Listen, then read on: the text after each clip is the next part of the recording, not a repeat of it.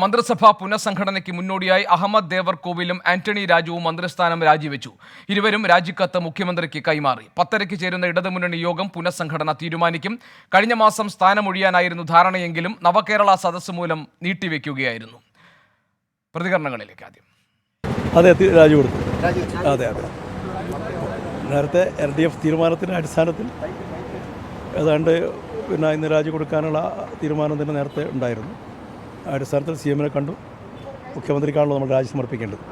രാജി സമർപ്പിച്ചു കഴിഞ്ഞു. പ്രവർത്തനത്തെക്കുറിച്ച് വിലയിരുത്തേണ്ടത് നിങ്ങളാണ്, ഞാനല്ല. ഞാൻ നല്ല ആത്മസംതൃപ്തിയോടെയാണ് രാജിവെച്ചിറങ്ങുന്നത്. KB ഗണേഷ് കുമാറും രാമചന്ദ്രൻ കടന്നപ്പള്ളിയുമാകും പകരം സത്യപ്രതിജ്ഞ ചെയ്ത് അധികാരമേൽക്കുക. ഷഫീദ് റാവുത്തർ തിരുവനന്തപുരത്ത് നിന്ന്. വകുപ്പുകളിൽ മാറ്റം ഉണ്ടാകില്ല. അതുമായി ബന്ധപ്പെട്ട വിശദാംശങ്ങൾ ദീപക് ധർമ്മടം നൽകും. എന്താണ് ഈ മാറ്റം കൊണ്ട് ഉദ്ദേശിക്കുന്നത്, എന്താണ് ഈ മാറ്റം ഭരണതലത്തിൽ ഉണ്ടാക്കാൻ പോകുന്നത് എന്നത് സംബന്ധിച്ച വിശകലനത്തിനായി തനേഷ് തമ്പി ന്യൂസ് ഡെസ്കിൽ നിന്ന് നമ്മളോടൊപ്പം ചേരും. ഷഫീദ്, നമുക്ക് ആന്റണി രാജുവിൻ്റെ പ്രതികരണത്തിലേക്ക് ആദ്യം പോകാം, അതിനുശേഷം തിരികെ വരാം. ബഹുമാനപ്പെട്ട മുഖ്യമന്ത്രിയെ കണ്ട് രാജി സമർപ്പിക്കണമെന്നാണ് ആഗ്രഹിച്ചിരുന്നത് ഇന്നലെ തന്നെ. അപ്പോൾ ഇന്നാണ് കാണാൻ സമയം നൽകിയത്. അനുസരിച്ച് മുഖ്യമന്ത്രി രാവിലെ കണ്ടു. ഞാൻ രാജി സമർപ്പിക്കുകയാണ് ഉണ്ടായത്. ഇനി തുടർന്ന് ഞാൻ MLA എന്നുണ്ടെങ്കിൽ തിരുവനന്തപുരം നഗരത്തിൻ്റെ MLA ആണ്. തിരുവനന്തപുരം സെക്രട്ടേറിയറ്റ് ഉൾപ്പെടുന്ന നിയമസഭാ മണ്ഡലത്തിലെ MLA ആയി തന്നെ ഞാൻ നിങ്ങളോടൊപ്പം തന്നെ ഇവിടെ തന്നെ ഉണ്ടാവും. കൂടുതൽ നിയോജക മണ്ഡലത്തിൽ സജീവമായി പ്രവർത്തിക്കാനുള്ള അവസരമാണ് ഇപ്പോൾ കൈവന്നിരിക്കുന്നത്. ഏതായാലും നിങ്ങൾ എനിക്ക് കഴിഞ്ഞ 2.5 വർഷക്കാലം നൽകിയ പിന്തുണയ്ക്ക്, പ്രോത്സാഹനത്തിന്, അതുപോലെ തന്നെ പ്രാർത്ഥനയ്ക്കെല്ലാം ഞാൻ അങ്ങേയറ്റം നന്ദി പറയുകയാണ്. ഷഫീദ് റാവുത്തർ നമ്മളോടൊപ്പമുണ്ട്. ഷഫീദ്, ഇടതുമുന്നണിയിൽ ഉണ്ടായ ധാരണ പ്രകാരമാണ് അവർക്ക് അനുവദിക്കപ്പെട്ട ടേം പൂർത്തിയാക്കിയ ശേഷം ഇപ്പോൾ ആന്റണി രാജുവും അഹമ്മദ് ദേവർകോവിലും രാജി സമർപ്പിച്ചിരിക്കുന്നത്. ഇനി ഇപ്പോൾ 10:30-ക്കാണല്ലോ, ഇനി ഏതാണ്ട് 5 മിനിറ്റ് മാത്രമാണ് ഉള്ളത് ഇടതുമുന്നണി യോഗത്തിന്. എന്തൊക്കെയാണ് പുതിയ വിവരങ്ങൾ, പറയൂ.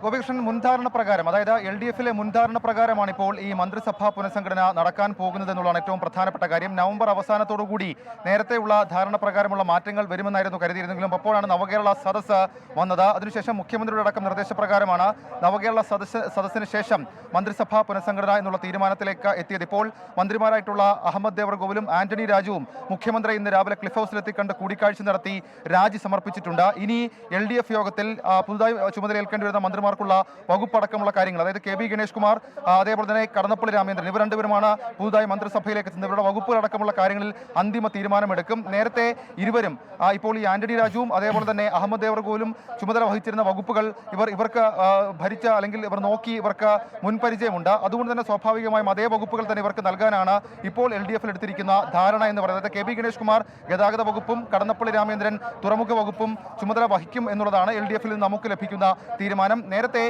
ഈ തുറമുഖ വകുപ്പ് CPM ഏറ്റെടുത്ത ദേവസ്വം കൊടുക്കാം, ദേവസ്വം കടന്നപ്പള്ളിക്ക് കൊടുക്കാമെന്നുള്ളൊരു അഭ്യൂഹം, അത്തരത്തിലുള്ള ചില ചർച്ചകളൊക്കെ ഉണ്ടായിരുന്നു. പക്ഷേ അത് വേണ്ട, അത് നിലവിൽ നല്ലതിനാകില്ല എന്നുള്ളൊരു തീരുമാനം CPM-ലും അതേപോലെ തന്നെ LDF-ലും ഉണ്ടായി. അതിൻ്റെ അടിസ്ഥാനത്തിൽ മറ്റു മാറ്റങ്ങളൊന്നുമില്ല, നേരത്തെ നിശ്ചയിച്ചത് പ്രകാരമുള്ള കാര്യങ്ങൾ തന്നെ നടപ്പാകും എന്നുള്ളതാണ് ഏറ്റവും പ്രധാനപ്പെട്ട കാര്യം. ഇപ്പോൾ KB ഗണേഷ് കുമാർ അടക്കമുള്ള ആളുകൾ ഇതിനോടകം തന്നെ LDF യോഗത്തിൽ പങ്കെടുക്കാൻ എത്തിയിട്ടുണ്ട്. 10:30-ക്ക് LDF യോഗം ആരംഭിക്കും. 11 മണിക്ക് LDF കൺവീനർ EP ജയരാജൻ മാധ്യമങ്ങളെ കാണും. ഇപ്പോൾ നമുക്ക് ഈ കൂടുതൽ ആളുകൾ ഇവിടേക്ക്, ഇപ്പോൾ കടന്നപ്പള്ളി രാമചന്ദ്രൻ, അദ്ദേഹം AK സെന്ററിന് മുമ്പിലേക്ക് LDF യോഗത്തിലേക്ക് എത്തിയിരിക്കുകയാണ്. തിരിഞ്ഞിരിക്കോ, ഏതായാലും തീരുമാനങ്ങളൊക്കെ ഉണ്ടായിരിക്കുന്നു. ഇപ്പോൾ നമുക്ക് അദ്ദേഹത്തിന് ആദ്യ പ്രതികരണം ഇതുമായി ബന്ധപ്പെട്ട ലഭിക്കുകയും ചെയ്യും.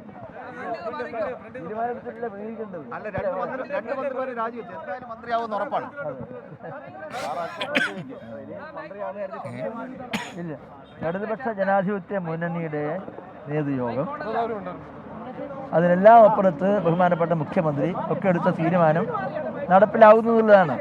അതിനെക്കുറിച്ചൊരു അഡീഷണൽ ഒരു ആവശ്യമേ ഇല്ല കേട്ടോ. അതിൻ്റെ ബഹുമാനപ്പെട്ട മുഖ്യമന്ത്രി ഇടതുപക്ഷ ജനാധിപത്യ മുന്നണിയുടെ രാഷ്ട്രീയ നേതൃത്വത്തിലെടുത്ത തീരുമാനം ഇന്ന് നടപ്പിലാകുന്നു എന്നുള്ളതാണ് അതിന് സ്വാഭാവികമായ ഒരു കാര്യം. അതിനപ്പുറത്തൊന്നും അതിൽ കൂട്ടിച്ചേർക്കാനോ പറയാനോ ഇല്ല എന്നുള്ളതാണ്. സന്തോഷത്തിൻ്റെ സന്താപ വിഷയമല്ലല്ലോ. ഇടതുപക്ഷ ജനാധിപത്യ മുന്നണിയുടെ ഭാഗമായി കഴിഞ്ഞ പിണറായി മന്ത്രിസഭയിലും ഞാനുണ്ടായിരുന്നു. പിന്നെ അതിനു മുമ്പ് VS-ൻ്റെ മന്ത്രിസഭയിലും കുറച്ച് സമയം ഉണ്ടായിരുന്നു. ഇതൊക്കെ ഇടതുപക്ഷ ജനാധിപത്യ മുന്നണിയുടെയും രാഷ്ട്രീയ സാഹചര്യങ്ങളുടെയും സവിശേഷതകളും പ്രത്യേകതകളും കൂടി അങ്ങനെ ചുമതല നിർവഹിക്കാൻ നിയുക്തനാകുന്നതാണ്. ആ നിയുക്തമാകുന്ന ചുമതല വളരെ വിനയപൂർവ്വം സത്യസന്ധമായി വിശ്വാസ്യതയോടുകൂടി സത്യസന്ധതയോടുകൂടി കൈകാര്യം ചെയ്യാമെന്നുള്ളതാണ് എൻ്റെ വിനീതമായ പ്രാർത്ഥനയും ആഗ്രഹവും. അല്ല, ഏത് വകുപ്പായിരുന്നാലും വകുപ്പിനെ കുറിച്ച് ഏതാണെന്ന് ഞാൻ അന്വേഷിച്ചിട്ടേ ഇല്ല. ഏത് വകുപ്പായിരുന്നാലും ആ വകുപ്പിനോട് നീതി പുലർത്തുക, ഉത്തരവാദിത്വം നിർവഹിക്കുക എന്നുള്ളതാണ് ഏത്. അപ്പോൾ എല്ലാ സഹായങ്ങൾക്കും നന്ദി. നിങ്ങളുടെയൊക്കെ പിന്നെ സഹായമാണ്.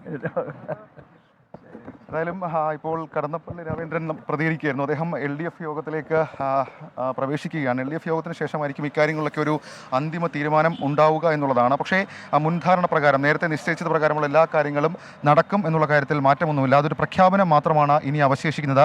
അതേസമയം തന്നെ അഹമ്മദ് ദേവർകോവിലും അതേപോലെ തന്നെ ആന്റണി രാജുവും മാധ്യമങ്ങളെ കണ്ടപ്പോൾ അഹമ്മദ് ദേവർകോവിൽ അതുമായി ബന്ധപ്പെട്ട് പറഞ്ഞത് 2.5 വർഷത്തെ സേവനം ജനങ്ങൾ വിലയിരുത്തട്ടെ എന്നുള്ളതാണ്. അഹമ്മദ് ദേവർകോവിലിനെ സംബന്ധിച്ച് തുറമുഖ വകുപ്പിൽ സംസ്ഥാനത്തെ ഏറ്റവും വലിയ തുറമുഖ വികസന പ്രോജക്റ്റായിട്ടുള്ള വിഴിഞ്ഞം തുറമുഖ പദ്ധതി അത് യാഥാർത്ഥ്യമാക്കുമ്പോൾ അദ്ദേഹമാണ് അതിന് ചുമതല വഹിച്ചത് എന്നുള്ളതാണ് ഏറ്റവും പ്രധാനപ്പെട്ട കാര്യം. ഈ വിഴിഞ്ഞം തുറമുഖ നിർമ്മാണവുമായി ബന്ധപ്പെട്ടുണ്ടായ പ്രതിസന്ധി ഘട്ടങ്ങളിലൊക്കെ അദാനി ഗ്രൂപ്പുമായിട്ടുള്ള തിരക്കിട്ട ചർച്ചകൾ അടക്കമുള്ള പല കാര്യങ്ങളും നടന്നിരുന്നു. അതടക്കമുള്ള കാര്യങ്ങൾ ഏതാണ്ട് വളരെ കാര്യമായി തന്നെ പൂർത്തിയാക്കാൻ അദ്ദേഹത്തിന് കഴിഞ്ഞു എന്നുള്ളതാണ്. പ്രത്യേകിച്ച് ആ പ്രതിസന്ധികളെയൊക്കെ വളരെ ഇച്ഛാശക്തിയോടെ പരിഹരിക്കാനും ആ പ്രതിസന്ധി മറികടക്കാനും കഴിഞ്ഞിട്ടാണ് അഹമ്മദ് ദേവർകോവിൽ അടക്കമുള്ള പിണറായി സർക്കാർ വിഴിഞ്ഞം തുറമുഖ പദ്ധതി യാഥാർത്ഥ്യമാക്കിയത്. ഇനി ആന്റണി രാജുവിനെ കുറിച്ച് പറഞ്ഞാൽ അദ്ദേഹം ചുമതല വഹിക്കുന്ന കാലത്തായിരുന്നു KSRTCയിൽ ഏറ്റവും വലിയ പ്രതിസന്ധികൾ നിരന്തരം ഉണ്ടായിക്കൊണ്ടിരുന്നത്. ആ പ്രതിസന്ധിയെക്കുറിച്ച് പറയുമ്പോൾ വലിയ പ്രതിസന്ധികൾ അതുമായി ബന്ധപ്പെട്ട് ഇപ്പോൾ നമുക്ക് ദൃശ്യങ്ങളിൽ കാണാൻ കഴിയും. മനസ്സിലായി, ക്രിസ്മസ് ആശംസയൊന്നുമില്ലേ? പിന്നെ merry Christmas, happy new year എല്ലാവർക്കും. മന്ത്രി ആന്റണി രാജു ഇപ്പോൾ LDF യോഗത്തിലേക്ക് എത്തിയിട്ടുണ്ട്. അദ്ദേഹം വളരെ വിശദമായി തന്നെ സംസാരിച്ചിരുന്നു.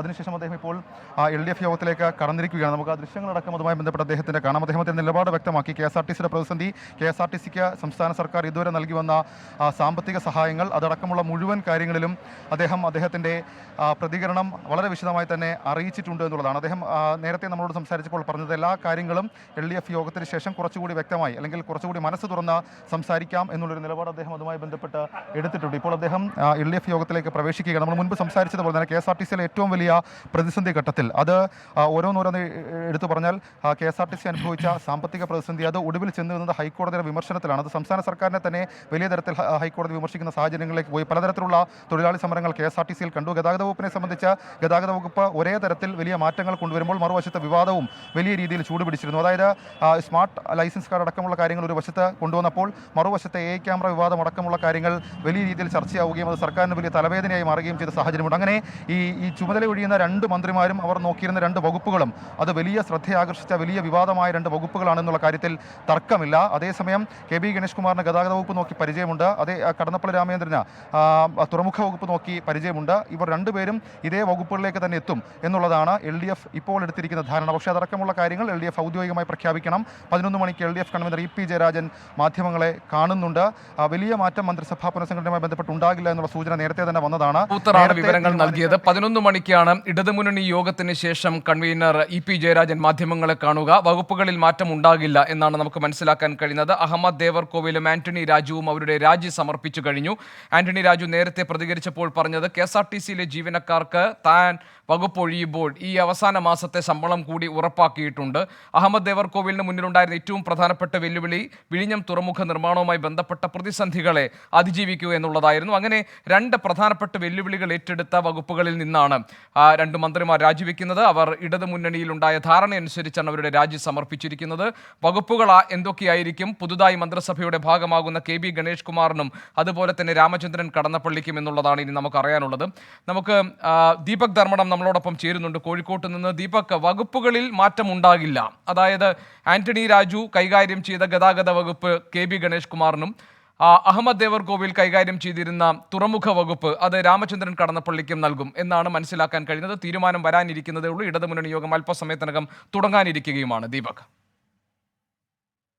ഗോപീഷ്ണൻ, ഇത് നേരത്തെ തന്നെ ഇടതുമുന്നണി എടുത്ത ഒരു തീരുമാനം, അതായത് രേഖപ്പെടുത്തിയ മിനിറ്റ്സ് പ്രകാരമുള്ള തീരുമാനത്തിൻ്റെ നടപ്പാക്കൽ മാത്രമാണ്. അതായത് ഗോപി ഓർക്കുന്നുണ്ടാവും, 2ാം പിണറായി സർക്കാരിൻ്റെ രൂപീകരണ സമയത്ത് അതിനു മുൻപ് അന്ന് കോടിയേരി ബാലകൃഷ്ണൻ PB അംഗം സംസ്ഥാന സെക്രട്ടറി ആയിരുന്നു. അന്ന് ഈ കാര്യങ്ങളെല്ലാം തന്നെ ഇടതുമുന്നണി യോഗത്തിൽ വിശദീകരിച്ചത്. ആ ഘട്ടത്തിൽ ഒരു പ്രധാനപ്പെട്ട കാര്യം, ഏറ്റവും ആദ്യ ടേം വേണ്ടെന്ന് ആന്റണി രാജു പറയുകയും 2ാം ടേം മതി എന്ന് പറയുകയും ചെയ്ത ഒരു സാഹചര്യം ഉണ്ടായിരുന്നു. എന്നാൽ അന്ന് മുഖ്യമന്ത്രി ഇടപെട്ട് തന്നെ ആന്റണി രാജുവിനെ 1ാം ടേമിലേക്ക് കൊണ്ടുവരുന്നു. അതിന് ചില കാരണങ്ങളും ഉണ്ടായിരുന്നു. പക്ഷേ അന്ന് തന്നെ വകുപ്പുമായി ബന്ധപ്പെട്ട് അവർ കൈകാര്യം ചെയ്ത വകുപ്പുകൾ തന്നെ രണ്ടാം ടേമിൽ വരുന്ന മന്ത്രിമാർക്ക്, അതായത് രാമേന്ദ്രൻ കടന്നപ്പള്ളിക്കും അതുപോലെ KB ഗണേഷ് കുമാറിനും നൽകണമെന്നതാണ് ധാരണ. പക്ഷേ എന്നാൽ വകുപ്പ് തീരുമാനം മുഖ്യമന്ത്രിയുടെ പ്രൊഗക്റ്റീവാണ്, അത് ഗവർണറാണ് ഉത്തരവിറക്കുകയും ചെയ്യുന്നത്. പക്ഷേ നമുക്ക് ലഭ്യമാകുന്ന സൂചന അനുസരിച്ച് ഞാൻ കാലത്ത് LDF കൺവീനറുമായും സംസാരിച്ചിരുന്നു. EP ജയരാജൻ്റെ വാക്കുകളിൽ നിന്നും എല്ലാം തന്നെ വ്യക്തമാകുന്നത് നേരത്തെയുള്ള തീരുമാനങ്ങൾ നടപ്പിലാക്കൽ മാത്രമാണ് ഇന്ന് നടക്കുന്നത്. ഏതാണ്ട് ഒരു 3/4 മണിക്കൂറോളം മാത്രമേ ഇന്നത്തെ LDF യോഗം ഉണ്ടാവുകയുള്ളൂ. അതിനുശേഷം LDF കൺവീനറുടെ വാർത്താ സമ്മേളനം ഉണ്ടാവും. കണ്ണൂരിൽ ഒരു രണ്ടാം മന്ത്രി കൂടി എത്തുന്നു. രണ്ടാമത്തെ മന്ത്രിയായി രാമേന്ദ്രൻ കടന്നപ്പള്ളി വരുന്നു. മുഖ്യമന്ത്രിക്ക് പുറമെ ഒരു മന്ത്രി കൂടി എത്തുന്നു എന്നുള്ള പ്രാധാന്യം രാമേന്ദ്രൻ കടന്നപ്പള്ളി മന്ത്രിയാകുമ്പോഴുണ്ട്. മലബാറിൽ നിന്നും ഒരു മന്ത്രി ദേവർകോവിൽ പോകുമ്പോൾ പകരം ഒരു മന്ത്രി മലബാറിന് ലഭിക്കുന്നു എന്നുള്ളതാണ്. മലബാറിൻ്റെ ഒരു മന്ത്രിമാരുടെ എണ്ണത്തിൻ്റെ ഒരു ഇക്വേഷൻ നോക്കുമ്പോൾ അത് സമാനമായി മാറുന്നു.